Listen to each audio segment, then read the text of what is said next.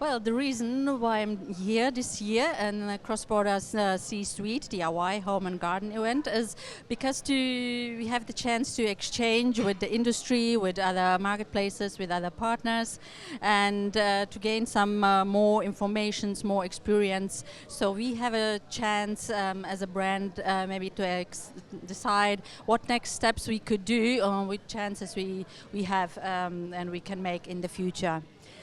So yeah, the best experience this evening is really the speed meetings, the speed datings we did. So we had a super opportunity to meet so many people today and exchange in such a short time. So there was a really great experience here.